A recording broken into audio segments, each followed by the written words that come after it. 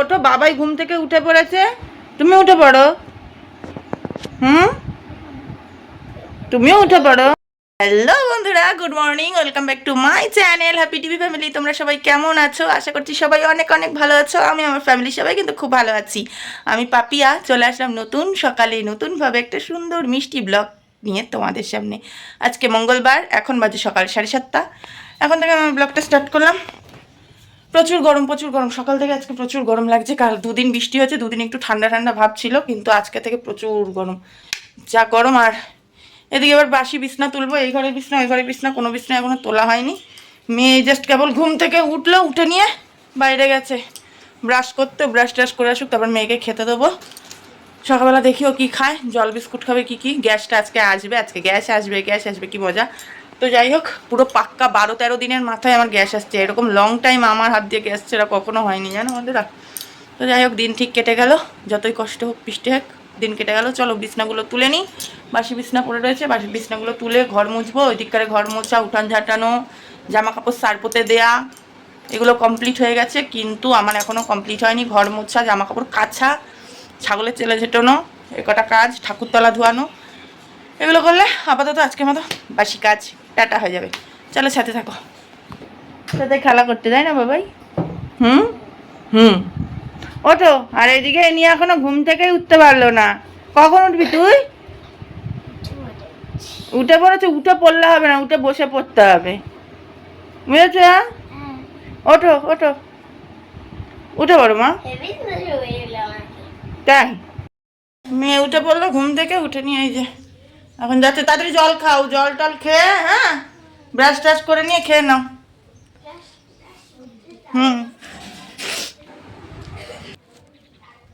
ব্যাস কমপ্লিট এই ঘরের বিছনা গুছানো। চলো এবার এই ঘরে যাওয়া যাক।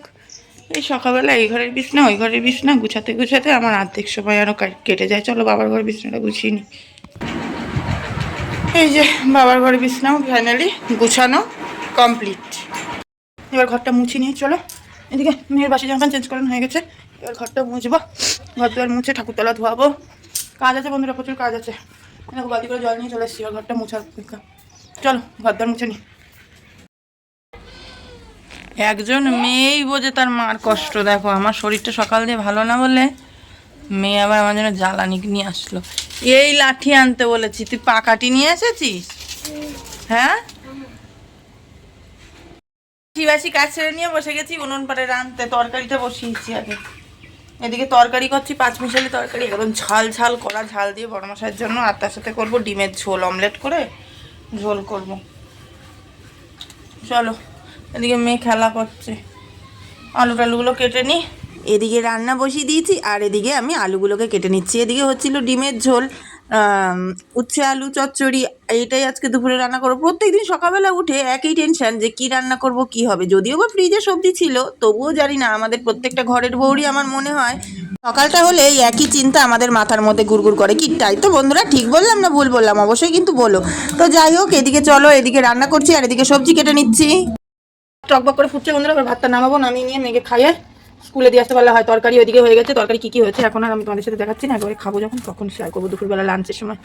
ব্যাস এদিকে হয়ে গেল আমার ভাতটা। এবার ছুটতে ছুটতে মেয়েকে নিয়ে চলে যাবো স্কুলে। খুব তাড়াহুড়ো, যেহেতু এখন প্রায় বেজে গেছে 10:30, আর 15 মিনিটের মধ্যে মেয়েকে খাইয়ে নিয়ে স্কুলে ছুটতে হবে 11:15-র মধ্যে। কেননা 11:15-র মধ্যে যদি না যেতে পারি, মেয়ে প্রায় লাইনে দাঁড়াতে পারবে না, আর স্যারের কাছে খাবে একটা ছোট্টখাট্টো বকুনি। তো সেটা তো আমি মা হয়ে চাই না। আর এদিকে খাওয়ার জলটা শেষ হয়ে গেছিলো, তার জন্য খাওয়ার জলের ড্রামটা উল্টে দিলাম। চলো এবার খেয়ে দিয়ে নিয়ে মেয়েকে স্কুলে দিয়ে আসি।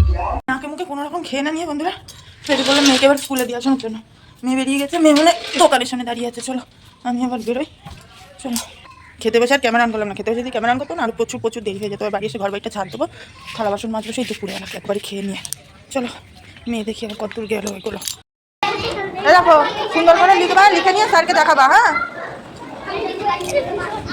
আমি চলে গেলাম। হ্যাঁ বাড়ি স্কুলে দিয়ে আসলাম মেয়ের বাড়িতে। আর এদিকে আমার উনুন পাড়ের অবস্থা দেখো, উনুন পাড়ের কি অবস্থা হয়েছে। এবার উনুন পাড়টা পরিষ্কার করবো, করে নিয়ে তারপরে যাবো স্নান করতে। স্নান করে এসে পুজো পাঠ করে তারপরে একদম ফ্রি। আর আজকে একদম আকাশের ওয়েদার দেখো বন্ধুরা, একদম পুরো মেঘলা ওয়েদার। বাইরে জামাকাপড়গুলো কালকে সে আধ ভিজা আধ শুকনো জামাকাপড়গুলো বাইরে দেবো, সে আর খেয়াল নেই। চলো এগুলো তুলে বাইরে দিয়ে নিই। এগুলো সেই কালকে দিয়ে রয়েছে শুকনো, নাইটটা শুকনো, গলার কাছে ভিজা, না দিলেও হয় কিন্তু তবু একটা বিচ্ছিরি গন্ধ হয় বর্ষাকালে না, জামা কাপড়ে এত বিচ্ছিরি এত গন্ধ আসে, যতই সার্প দিয়ে কাচো আর চা দিয়ে কাচো, কমফর্ট দিয়ে কাচলে একটু তাও সুগন্ধ বেরোয়, নাহলে কোনো বিচ্ছিরি একটা ব্যবসা গন্ধ, কি বলবো যখন। চলো জামা কাপড় মেলে দিয়ে নি, মেলা হয়ে গেল। এদিকে মেয়েকে স্কুলে দিয়ে আরও অনেক তাড়াতাড়ি চলে আসতাম, এ ডাকছে ও ডাকছে, গল্প করতে করতে আমার এদিকে আসা দেরি হয়ে গেল, এদিকে কাজটাও দেরি হয়ে গেল। চলো 11:30টার মধ্যে স্নান করে নিয়ে উঠতে বেলা হয়। এদিকে ও বাবার সাথে একটা কথা আছে, দেখি বাবা কোথায় গেল, বাবার সাথে একটা কথা আছে।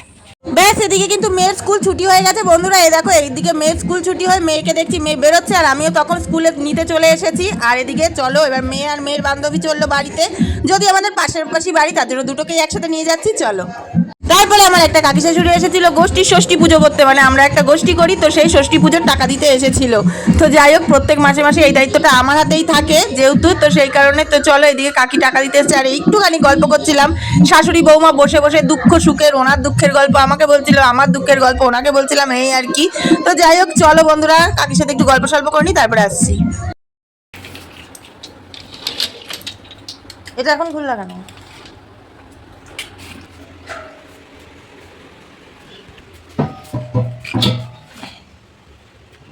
এই তো দীর্ঘ অনেক দিনের পর অবসান ঘটলো বন্ধুরা, ফাইনালি চলে আসলো আমার গ্যাস ঘরে। বাবা বাঁচলাম, এতদিন যে কি পরিমাণে যে মানে কষ্ট পেয়েছি কি বলবো, এত কিছু খেতে ইচ্ছা করেছে কিন্তু এক ফোঁটা খেতে পারিনি। আর ওইদিকে আমার মেয়ের তো কোনো কথাই ছিল না, প্রত্যেকটা দিন সন্ধ্যাবেলা মা আজকে এটা বানিয়ে দেবা, কালকে সেটা বানিয়ে দেবা।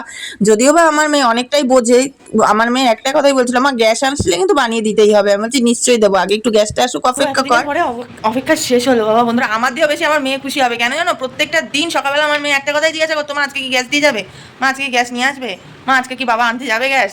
আমার মেয়ে এখন ঘুমাচ্ছে, ঘুম থেকে উঠে যে ওদের কি আনন্দ পাবে কি বলবো। আর এদিকে বড়মাসাই গেল গিয়ে স্নান করে আসলে তারপর মেয়েকে ঘুম থেকে তারপরে ডেকে তুলবো, তুলে নিয়ে খাও আর ওকে খুশির খবরটা দেবো যে শোনাই আমাদের গ্যাস চলে এসেছে।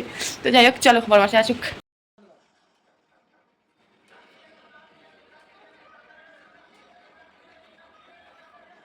ওদিকে বেরিয়ে পড়লো বড়মশাই কাজে, আর এদিকে আমার মামামকে পড়াতে এসেছে, না মামাম, হ্যাঁ না মামাম,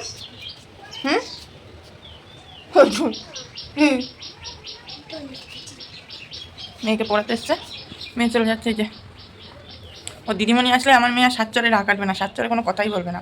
ও দিদিমণি আসার আধা ঘন্টা 1 ঘন্টা আগের থেকে বলবে মা দিদিমণি আসার টাইম হয়ে গেছে, তার আগের থেকে ও কোথাও বেরোবে না, খেলবে না, পুরো মানে কী বলবো। যাই হোক চলো ঘর বাড়িটা আবার ঝাড় দিয়ে নিই বিকালবেলা। এই যে ঘর বাড়িটা বিকালবেলা অনেকক্ষণ আগে ঝাড় দেওয়া হয়ে যায়, শুধু কিসের জন্য অপেক্ষা জানো, এই যে দেখেছো এই গাড়ি বের করলে এই নোংরাগুলো ইসে হয়, ডবল ডবল করে ঝাড় দিতে হয়, ওর জন্য একেবারে গাড়িটা বের করে নিয়ে যায়, তারপরে একবার ঝাড় দিয়ে নিই ঘরটা। চলো ঘর বাড়িটা ঝাড় দিয়ে পরিষ্কার করে নিই।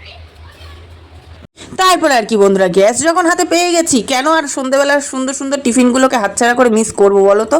তো সেই কারণে এই যে এইদিকে দোকান থেকে নিয়েছিলাম ইপ্পি, আর মা মেয়ে দুজন মিলে এবার 2 বাটি ইপ্পি ভাগ করে নিলাম, এবার দুজন মিলে মা মেয়ে খেয়ে নেবো।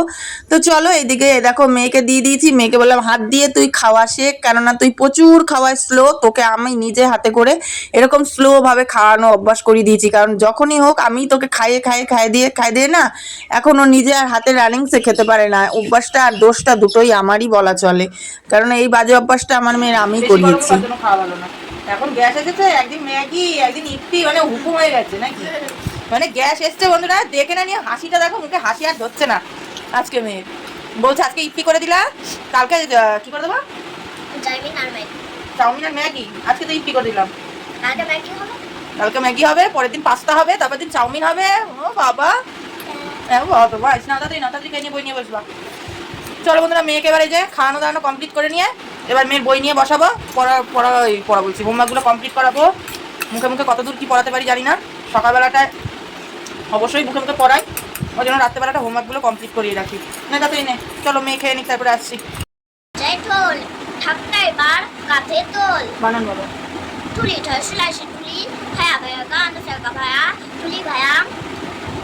Bajai bai ba bercik jangan suka bajai tuli baya bajai thol dari kala thol tuli baya bajai thol thak ta